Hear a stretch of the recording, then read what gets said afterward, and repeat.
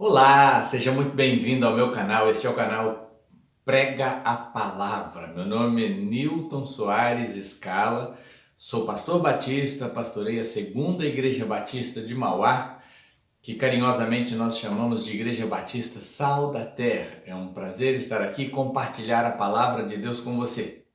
Te agradeço de coração estar de novo conectado aqui conosco.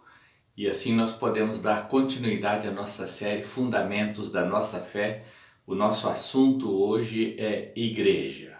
Igreja é uma comunidade local de pessoas regeneradas e batizadas após declaração de fé. Há um texto bíblico que fala sobre a igreja como essa comunidade local. Mateus capítulo 18, versículo 17 diz assim: se ele se recusar a ouvi-los, conte à igreja. E se ele se recusar a ouvir também a igreja, trate-o como pagão e publicano. Uma igreja que poderia ouvir os problemas de um irmão, aconselhá-lo e até aplicar-lhe uma disciplina, trata-se de uma comunidade local. Os seus membros que iriam tratar disso. Também Atos capítulo 5, versículo 11 diz: grande temor apoderou-se de toda a igreja e de todos que ouviram falar desses acontecimentos. Uma igreja que podia sentir temor de Deus, que podia ouvir os acontecimentos. É claro que o Novo Testamento olhava para a igreja como as pessoas congregadas num local e não como um prédio, como depois alguns passaram a pensar em igreja como prédio, mas igrejas são as pessoas. O apóstolo Paulo, despedindo-se da igreja em Éfeso, Atos capítulo 20, versículo 17 e 28, veja o que diz o texto. De Mileto, Paulo mandou chamar os presbíteros da igreja de Éfeso. Versículo 28, cuidem de vocês mesmos e de todo o rebanho, sobre o qual o Espírito Santo os colocou como bispos, para pastorearem a igreja de Deus que ele comprou com o seu próprio sangue.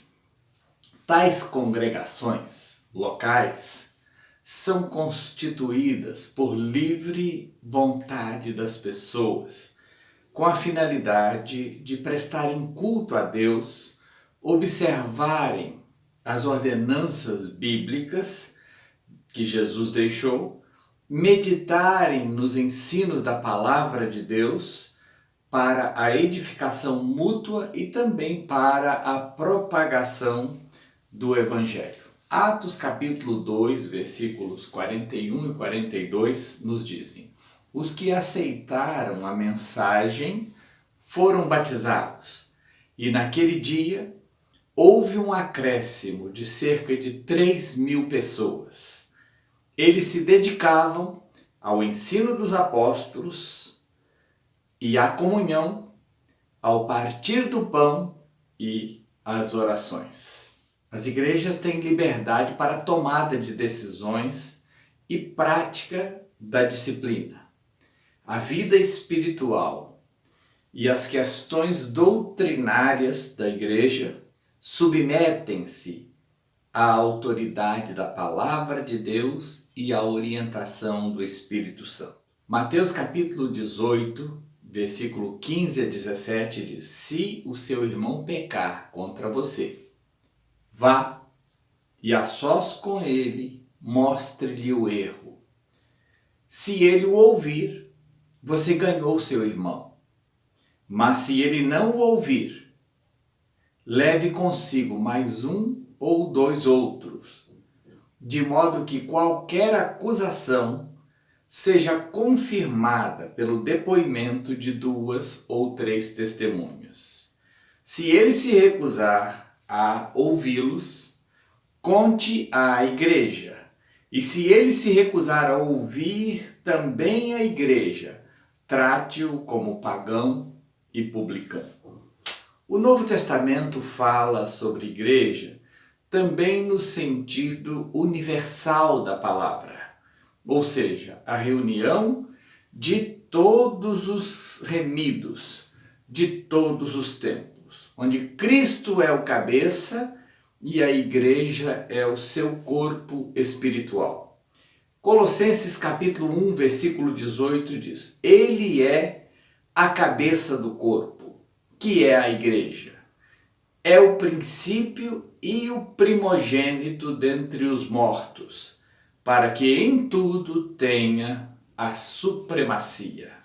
Em Efésios capítulo 1, versículo 22 e 23 lemos: Deus colocou todas as coisas debaixo de seus pés e o designou como cabeça de todas as coisas para a igreja, que é o seu corpo, a plenitude daquele que enche todas as coisas em toda e qualquer circunstância.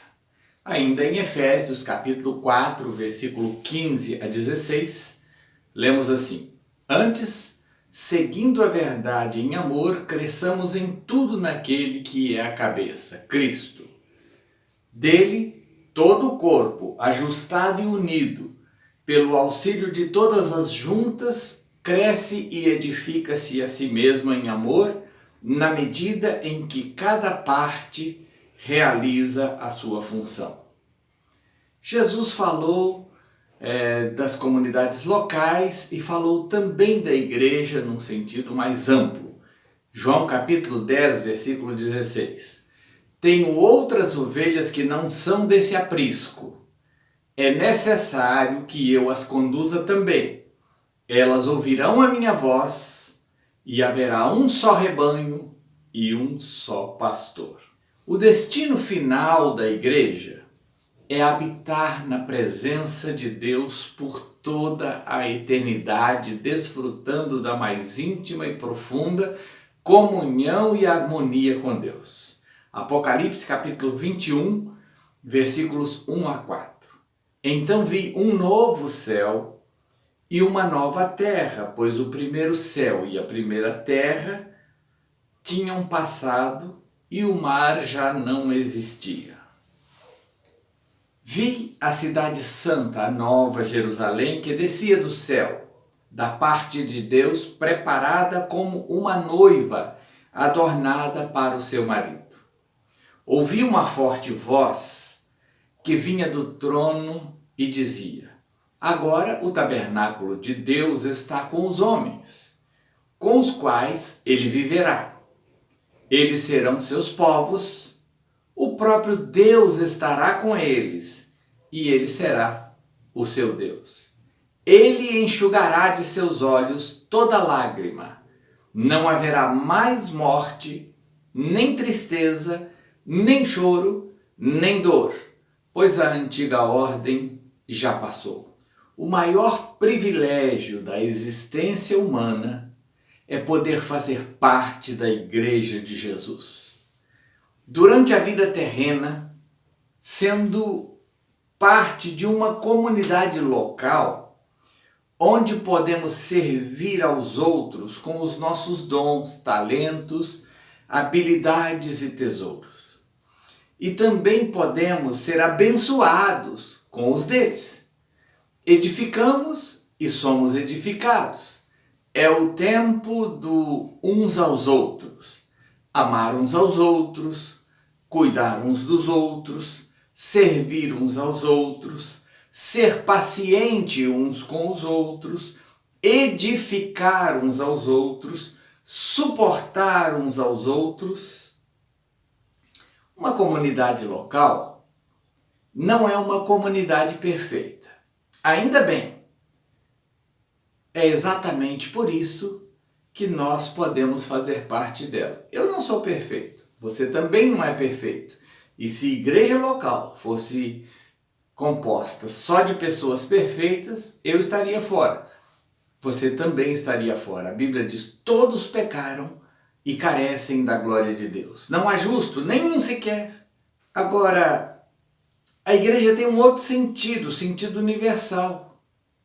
E neste sentido, é um dos maiores privilégios pertencer à Igreja de Jesus, porque na eternidade, quando chegarmos a Jerusalém Celestial, fazer parte dos milhares de milhares em alegres reunião com o Deus vivo, ser a igreja daqueles cujos nomes estão escritos nos céus, sermos a noiva que chega para a união eterna com o noivo, estar ali onde não haverá mais morte, onde nunca mais haverá tristeza, nem choro, nem dor, estar onde o próprio Deus estará conosco para sempre e Ele enxugará de nossos olhos toda lágrima.